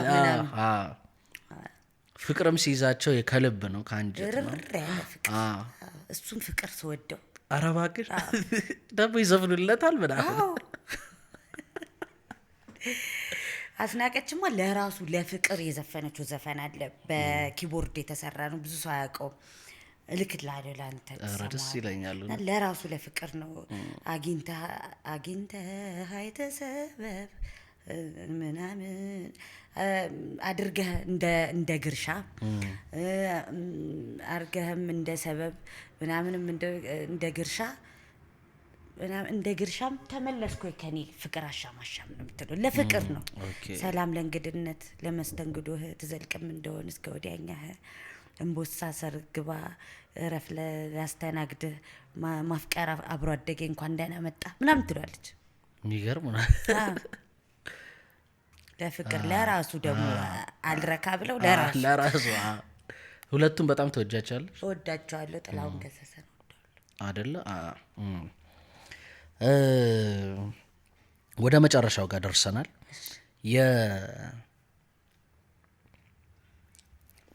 ከተፈጥሮ ምን ይገዛሻል ከተፈጥሮ በጣም የምትወጂው ነገር ምንድነው ውሃ አረ ማየት ነው ማየት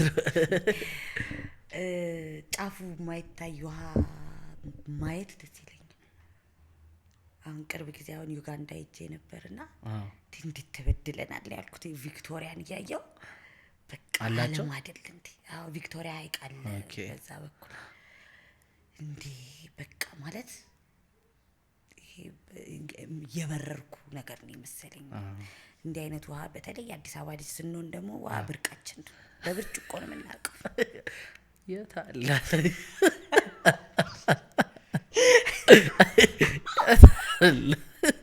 ወደ መጨረሻ ክፍል ተናገር ውሃ በቃ ከተፈጥሮ ሞዶ ውሃ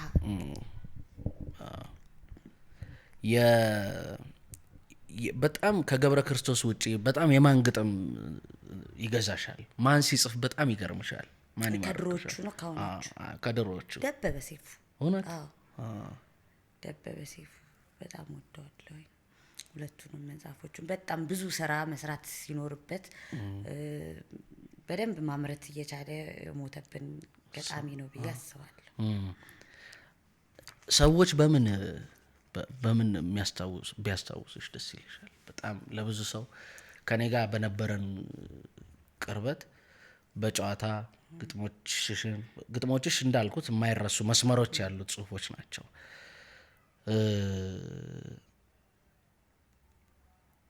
በነጻነትሽም ትታወቂያለሽ ብዬ አስባለሁ ነጻ በመሆንሽም አሁን ቲጂ በተናጋሪነቷ ትታወቃለች አይደል ቲጂ ትግስማሙ እንደፈለገች ነው በተሟጋችነቷ ምናምን ትታወቃለች ሰዎች ልብ ውስጥ በምን የምትቀር ይመስልሻል በፍቅር የምርሽን አይ እንትን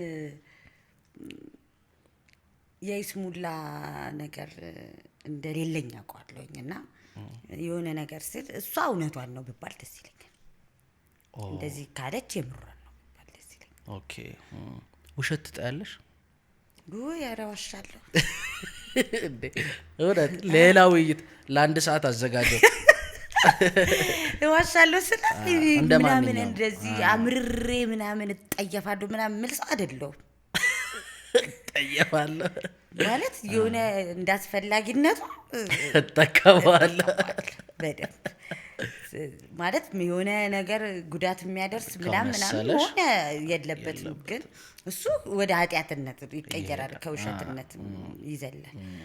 ይሄ የመጣውን ምናምን ሙሉ ቀን እንደዛ ስለሙሉ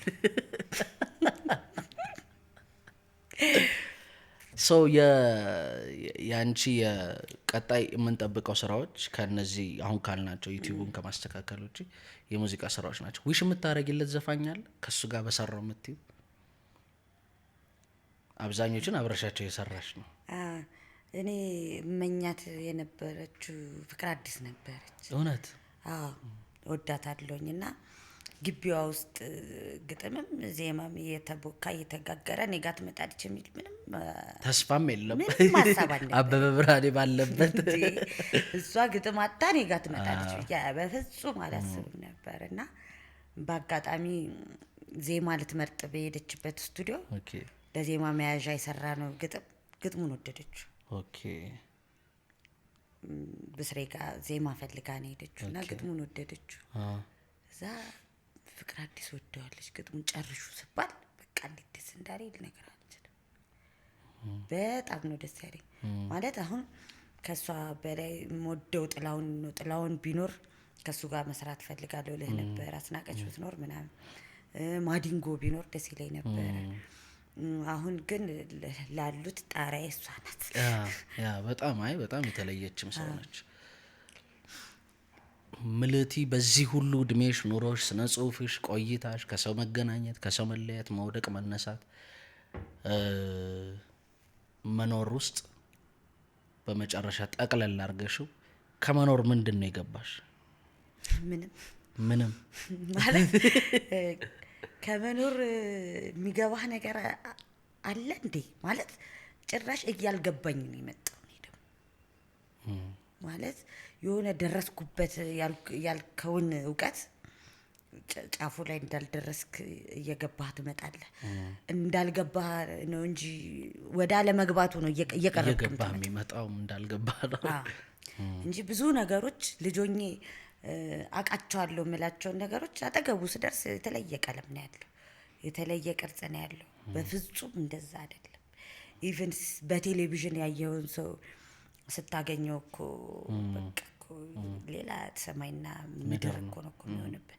ህይወትማ ደግሞ ጭራሽ ትብሳለች በጣም የምታስበው ከሚደረገው ተደርጎ ከሚያውቀው ሲታሰብ ምናምን ጥቁርና ነጭ እና ከህይወት ያገባኝ ምንም እንዳልገባ የእውነት ለመናገር ኢንተርቪው እስከማይመስለኝ ነው ያወራነው። በጣም ነው ደስ ያለኝ። እግዚአብሔር ያክብርልኝ፣ አክብረሽኝ በትህትናም ስለመጣሽ። የባህር ዳር፣ ጎንደር፣ ሌሎችም አብረን የሄድንባቸው ብዙ ጨዋታዎች አሉ። እነሱን ደግሞ ሙዚቃዎቹ በደንብ ደረጃጀት ብለው ቲዩቧንም ትንሽ ነካ ነካ አድርገ ነው እነ ብስሬም ቢያግዙሽ በዚህ አጋጣሚ በእውነት አሁን ብስሬ በራሱ ቲዩብ ነው አይደለም ያኛው ሙዚቃ እንኳን የለቀቀው ሰው ትንሽ መጨከን ይፈልጋል እንጂ አስፈላጊ ነገር ነውና እንደዛ ብትሰሪ በጣም ደስ ይለኛል። እንደ ሳቅሽ ከነ ፈገግታሽ ያኖርሽ። አሜን። እግዚአብሔር ያክብርልኝ። ኤልያስዬ ወጣ። ቴንክ ዩ በጣም አከብራለሁ። በጣም ክፉ አይንካችሁ።